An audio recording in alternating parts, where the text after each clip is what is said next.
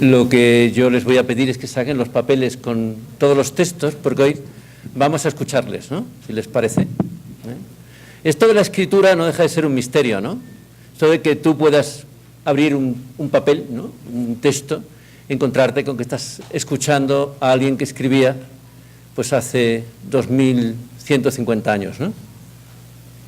Y es un ser humano y pertenece a otra cultura, pero está hablándote a ti porque está hablando, escribe un libro para ser entendido. Y entonces nosotros nos encontramos con eso y yo sigo fascinándome, ¿no? Porque yo he tenido conversaciones más interesantes con Polibio que con buena parte de la gente que conozco, debo decirlo, ¿no? No hablo ya de conversaciones con mi perro, eso ya es otro nivel mucho más alto. Como ustedes saben, todo el mundo que tenga perro sabe que eso no tiene comparación posible, ¿no? Entonces, bueno, vamos a ver textos distintos, textos que estaban, unos textos historiográficos, alguien que escribe un texto y dice ha ocurrido esto, textos casuales, en el sentido de que no los hicieron para nosotros, sino alguien hace un texto para conmemorar algo, y eso lo vemos, nosotros lo podemos estudiar, ¿no? Textos en los que alguien garantiza, por decirlo así, tiene el texto para garantizar su derecho, dice este es mi derecho, y todo tipo de informaciones. Recordemos que estamos hablando, cuando hablamos de Roma, y de Grecia y Roma, podríamos decir juntos, estamos hablando de la sociedad del mundo antiguo, que tiene mayor número de textos, que nos deja mayor número de textos a la posteridad, ¿no? No hay comparación posible con otras sociedades, ¿no? Y en particular no hay comparación posible en cuanto a la riqueza y la amplitud de los textos, ¿no? Porque son textos oficiales, son textos privados, son textos de todo tipo. Vamos a recordar también un poco por dónde íbamos, ¿no? Les he explicado en qué sentido es conveniente no aplicar modelos sobre identidades y sobre culturas rígidos, de qué manera es importante ver que es falso el modelo de que existen unas esencias identitarias, ¿no? Algo que te define una comunidad desde los orígenes de los tiempos hasta el futuro, ¿no? Y que una historia que lo que hace, que busca esa continuidad exclusivamente, que dice nuestra identidad es la continuidad desde la época prerromana, por ejemplo, ¿no? Es una historia necesariamente falsa.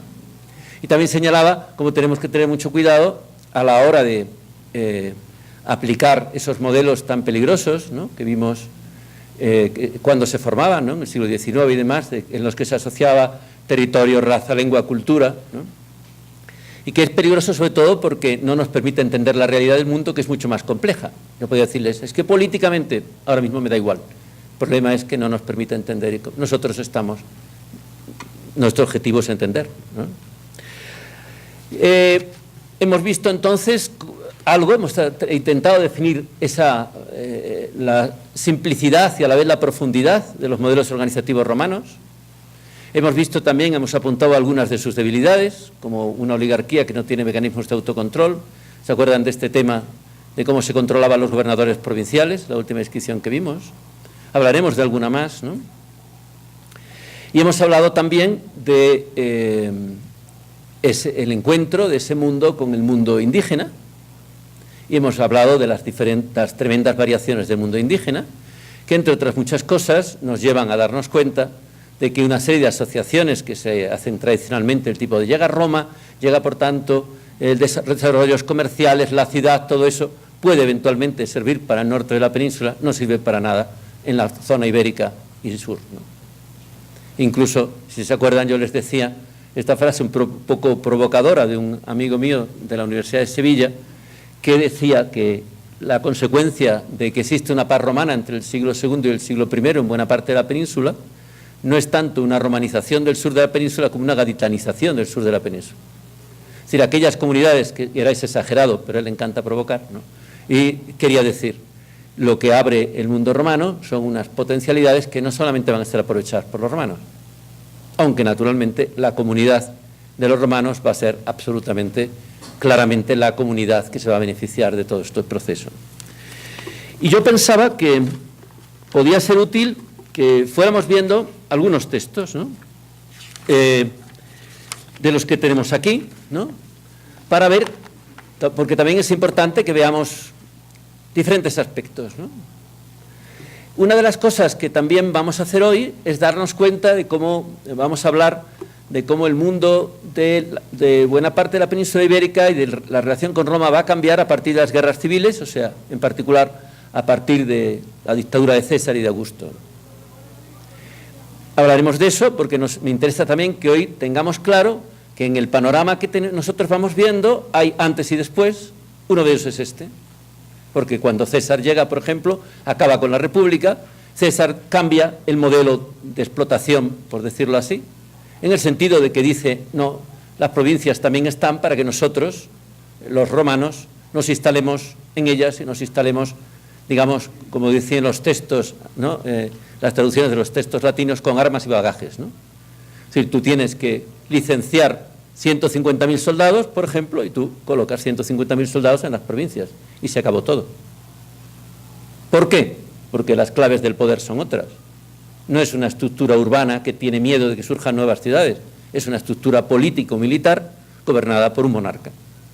Ese monarca se da cuenta de que todos los problemas, que buena parte de los problemas sociales que se podían dar, se daban, la falta de tierras en el ejército, etcétera, se podían solucionar colocando a todos los soldados en tierras provinciales. Eso es un antes y un después, como ustedes pueden comprender, porque es otro modelo. Lo veremos, pero si les parece, yo pensaba que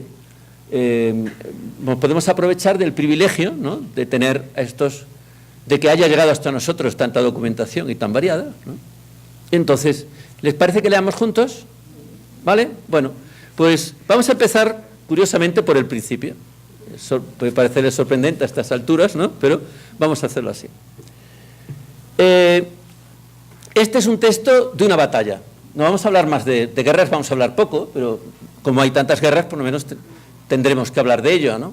Y es un texto muy fino, muy bien escrito por Polibio, este griego que escribe como, digamos, a mediados del siglo II a.C., que llega como rehén a Roma, que se hace filo-romano y que escribe una historia fantástica, explicando por qué los romanos han conquistado el poder al mundo griego.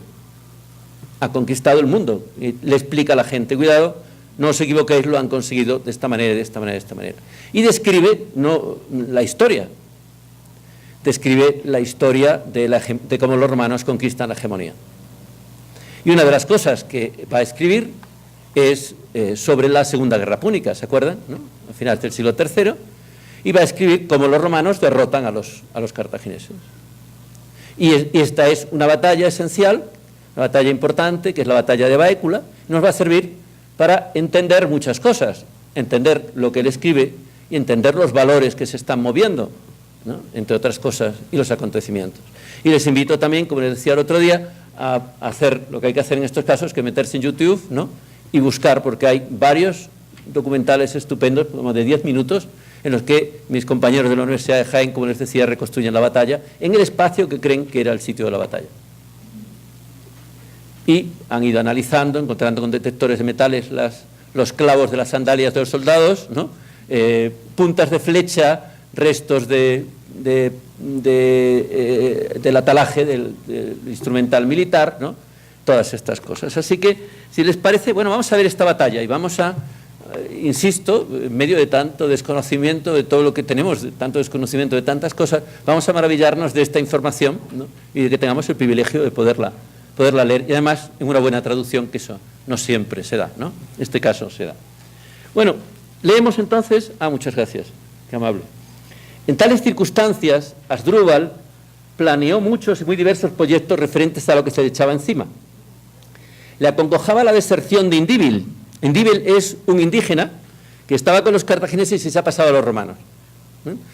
Hay dos, que son Indíbil y Mandonio, que forman parte de la mitología épica de nosotros los españoles contra los romanos, ¿no? Yo lo estudié en la escuela elemental, ¿no?, junto con Numancia y demás, ¿no? Bueno, le acongojaba la deserción de Indíbil, también la enemistad y la hostilidad hacia su persona, que sus mismos generales no disimulaban, y le ponían aprieto la presencia de Escipión.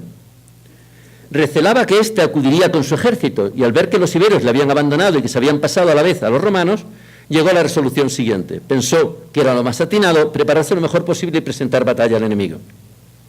Si la suerte le daba la victoria, reflexionaría sin peligro acerca de lo que debía hacerse luego, pero si le era adversa, se retiraría con los que lograra salvar a la Galia, donde reclutaría el máximo número posible de bárbaros para dirigirse a Italia, donde reforzaría a su hermano Aníbal y participaría en sus mismas esperanzas. Estos eran los planes y las ocupaciones de Asdrúbal. Escipión recibió a Cayo Lelio, atendió las órdenes del Senado, hizo salir sus fuerzas del campamento de invierno y se puso en marcha con ellas. En la ruta los iberos le salieron al encuentro y se incorporaron gustosamente y con todo interés a la campaña. Indíbil hacía tiempo que había mandado legados a Escipión. Cuando éste se aproximaba a su territorio, él acudió desde su propio campo acompañado por sus amigos. En una entrevista justificó su amistad anterior con los cartagineses y explicó la confianza que había depositado en ellos y sus logros. A continuación, relató las injusticias y los desprecios que les habían inferido los cartagineses. Ahora Indíbil pretendía que el mismo Publio se erigiera en juez de lo narrado. Si se demostraba que había calumniado injustamente a los cartagineses, esto evidenciaría que tampoco sería leal para con los romanos.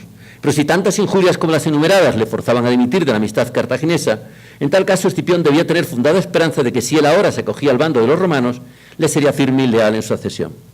Hablaron todavía más prolijamente del tema, y cuando acabaron tomó la palabra Escipión y les aseguró que daba crédito a sus palabras, que conocía muy bien la soberbia de los cartagineses por la crueldad con que habían tratado a los otros iberos, principalmente a las mujeres y a las hijas, a quienes se encontró con el aspecto no de rehenes, sino de prisioneras y de esclavas. Añadió que él, en cambio, los había respetado de tal modo que no ya ellos, sino sus mismos padres no lo hubieran igualado. Los iberos reconocieron que estaban de acuerdo con ellos y con ello y empezaron a adorarle y llamarle rey. Los presentes aplaudieron ante tal palabra y Escipión, conmovido, le exhortó a tener confianza. Les aseguró que los romanos los tratarían muy bien. Les entregó sus hijas inmediatamente y al día siguiente concluyó un pacto con ellos. Lo esencial de este pacto fue que los iberos seguirían a los jefes romanos y que obedecerían sus órdenes. Tras esto, los jefes iberos se retiraron a sus campamentos, tomaron sus fuerzas respectivas y se incorporaron al ejército de Escipión. Acamparon junto a los romanos y marcharon contra Asdrúbal. El general cartaginés recorría entonces los parajes de Cástulo alrededor de la ciudad de Baécula, no lejos de sus minas de plata. Informado de la proximidad de los romanos, cambió de lugar su campamento y se procuró seguridad por un río que fluía a sus espaldas. Delante de la empalizada había un llano defendido por un escollo lo suficientemente hondo para ofrecer protección. El llano era tan ancho que cabía en él el ejército cartaginés formado. Asdrúbal permaneció en este sitio, apostó día y noche centinelas